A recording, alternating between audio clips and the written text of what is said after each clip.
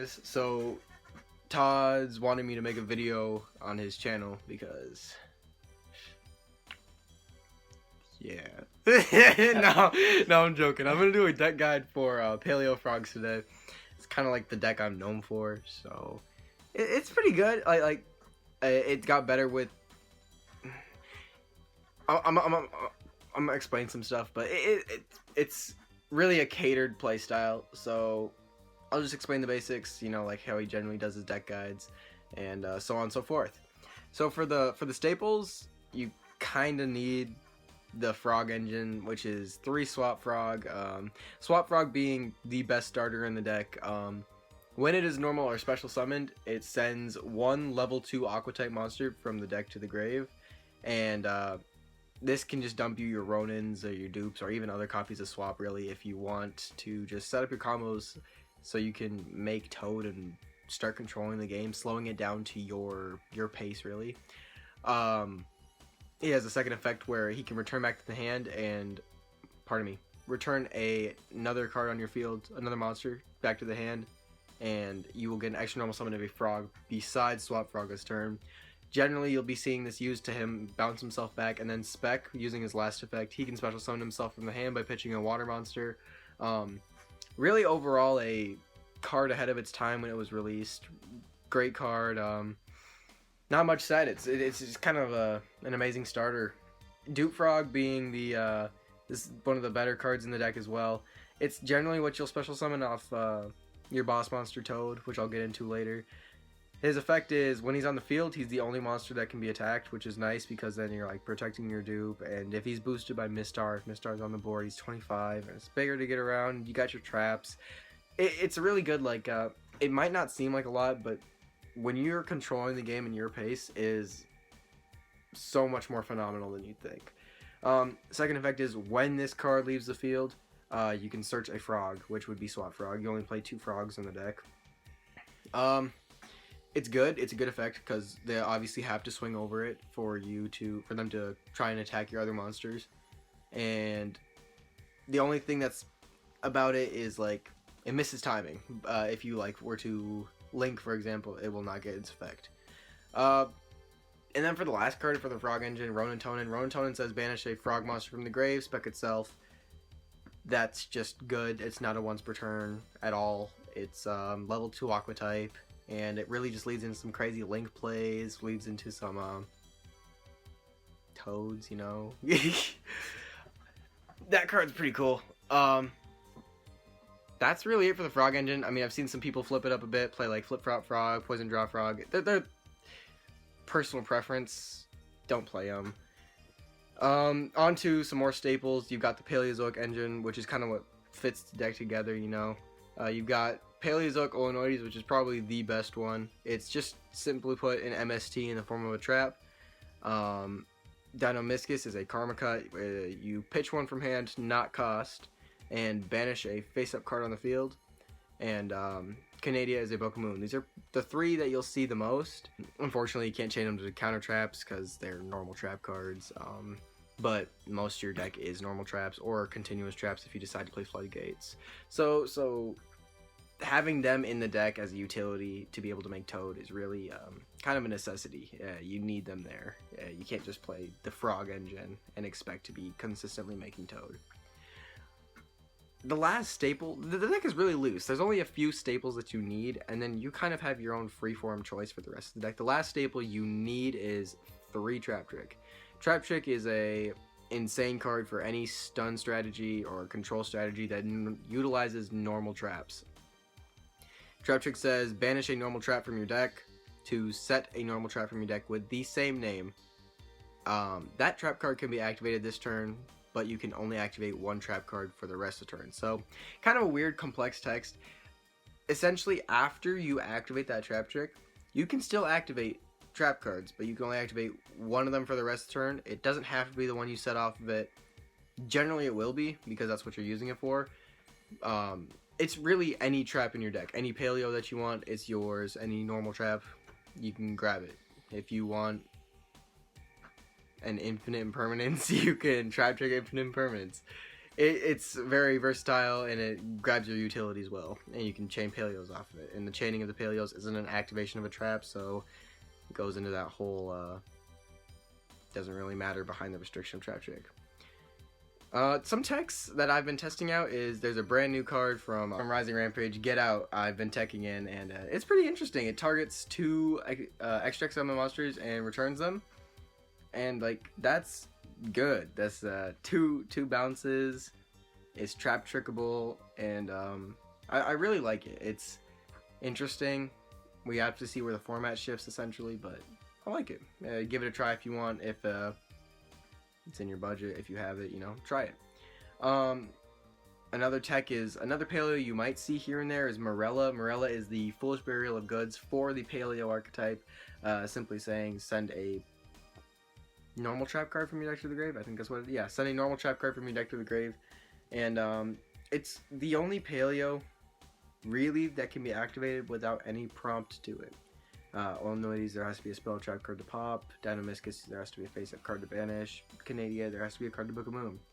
MARRELLA has to have no prompt for it. There is no setup that needs for it. You can just activate it, send. That's why people like it, because there doesn't have to be a specific situation for it to happen. I'm not a big fan, but maybe you are. I don't know. Another tech that I've been liking recently is Compulse. Compulse is like kind of a lesser but more Get Out. It only bounces back 1, but it doesn't have to be from the extra deck. It doesn't have to be on your opponent's side of the field. It can really work back and forth with you. CRACKDOWN is a pretty good card in this deck. You know, stealing your opponent's cards, linking them away. This deck's win con is pretty much Boral Sword Toad. Not much really to say. CRACKDOWN's kind of proven itself to be a good card in strategies like Guru. I've seen Alter guys play it quite a bit. It's a good card. It's a mind control that can play under specific situations well, and you can use it on your opponent's turn. Not really a cost for it either, which is nice. And it stays on your side of the field until that card leaves. So that's pretty good. Yeah, I like CRACKDOWN. I play it. Foolish Goods, I've seen a couple times. Foolish Burial of Goods is MARRELLA, but more flexible, and it's a spell, so you activate it right off the bat. Just send a spell or trap card from the deck to the grave. You can dump any paleo you want. You can dump Breakthrough Skill if you need Breakthrough Skill, I guess, if that's a sticky situation you need. I've tested it. It's not bad. It's just not really my favorite, you know. But a lot of people really like it. I talked to some guys at Nats, and they were testing around with it. It was not a bad card. Give it a try if you'd like.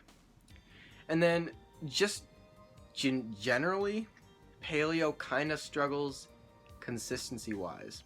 So you kind of have to find that specific draw spell that you want to play, whether it's Desires, Demise. Me, I'm a crackhead, and I don't care about banishing all my toads. I play Extravagance. It's really your pick. I've seen people play Duality even. Like, the draw spells are very widespread for this deck. You play how you feel, you know.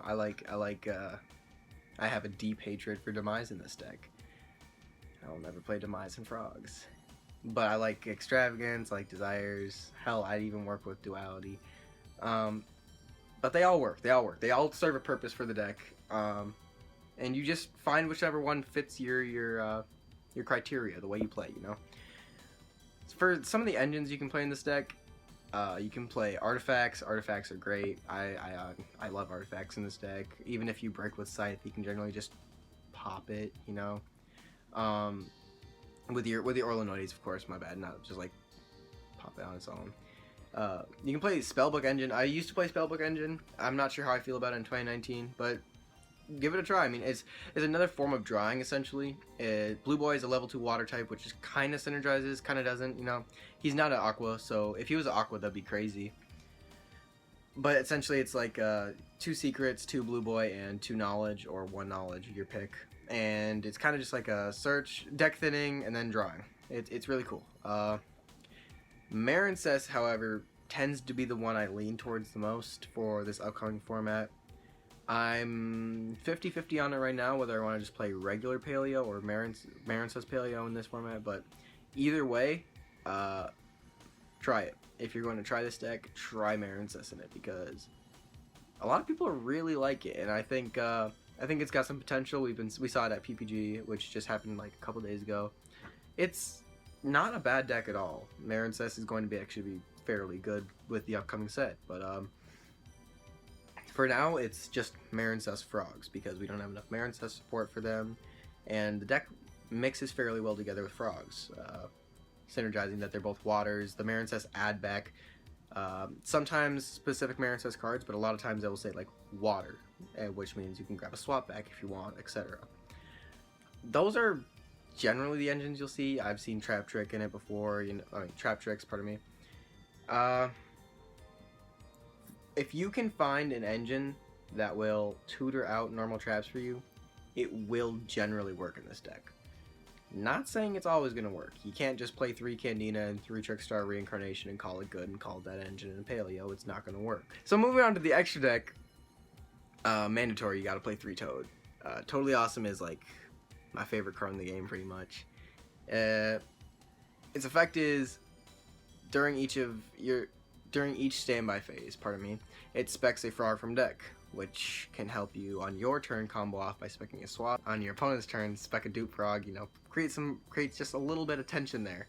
So Toad's second effect is that you can tribute an aqua type or discard an aqua type to negate and destroy a monster card effect, spell card effect, or trap card effect. The catch is, depending on what it is, you can steal it. The second part to that effect is, then you can set that card to your side of the field. There's certain cards you can't take, certain cards you can. For example, let's say a card banishes itself to activate the effect. You can still negate the effect, you cannot take the card. Here's an example. Your opponent activates MST. You can toad it and then take it, which is cool. Like, I've taken some stuff that I've used before, which is nice. And the whole taking thing really comes into play with stuff like combo pieces that they won't want to be on your side of the field. They'll want either in their grave or on their board to utilize it, essentially. Its last effect is, if this card is sent from the field to the grave, you can add a water monster from your graveyard back to your hand. Absolutely insane. Tributing itself just to use the negate and then adding back is really cool. Linking him away and just being able to continuously make more of him. Being able for him to recycle itself, since it happens when it's in grave, being able to recycle itself back if it's your last Toad. You're not going to run out of Toads if you're playing this deck smart.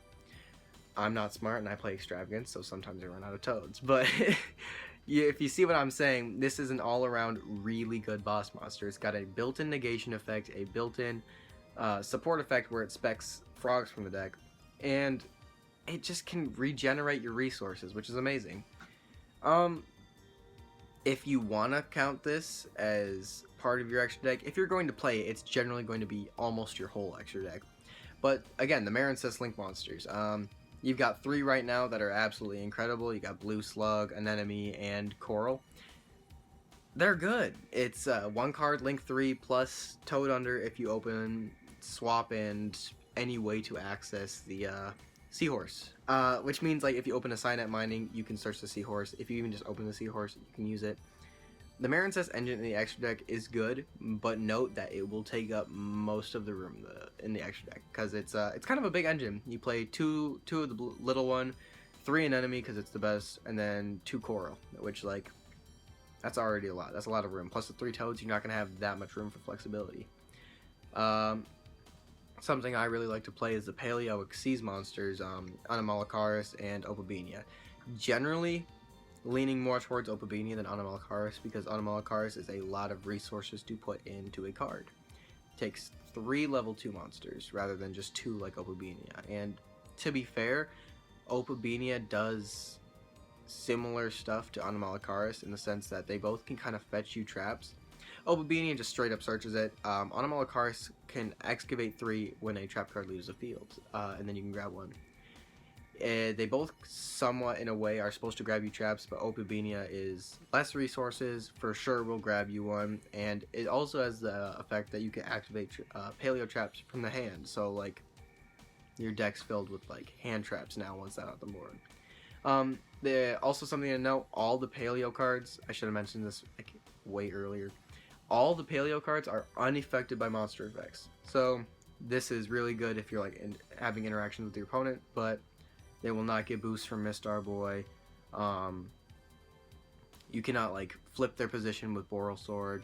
They're unaffected by monster effects, all of them, which is good, and in some situations bad, like if you want to boost them with Mistar Boy to start swinging over stuff.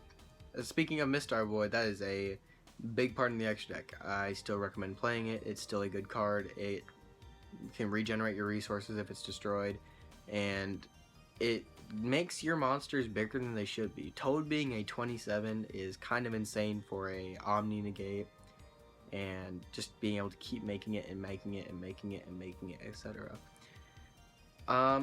Some generic rank 2s you could play would be like Phantom Knights of Javelin, Boldigesto Phoenix, Crumble Logos you can play Sky Cavalry. These are all really great targets for rank 2s. They get the job done if Toad's not going to be able to take care of it, which generally it will, but I recommend playing 1 to 2 just generic rank 2s that will help you out of sticky situations, you know? And then, that's really it for the extra deck, and the side, again, is preference. It's a very flexible deck. I've said this like 3 times now. But as you've noticed, the engine itself is super small, so it gives you room for you to just put what you want in it. Play the Solemn Brigade. Solemn Judgment's at 3. Go ahead. Play Strikes if you want to play Strikes. Play Solemn Warning if you want to play the single copy of Solemn Warning we have. You can really play anything. I play Summon Limits because this deck can run fairly well under Summon Limit, and to be fair, it's a really good card. Overall, this is definitely like my favorite deck of all time, and I hope this helped you learn something. I'm pretty bad at this. My first time on the channel doing this. My first exclusive video on the channel doing this. But I hope you enjoy. I'll throw a deck list up there for you guys, just a beginner's one, you know, nothing too crazy.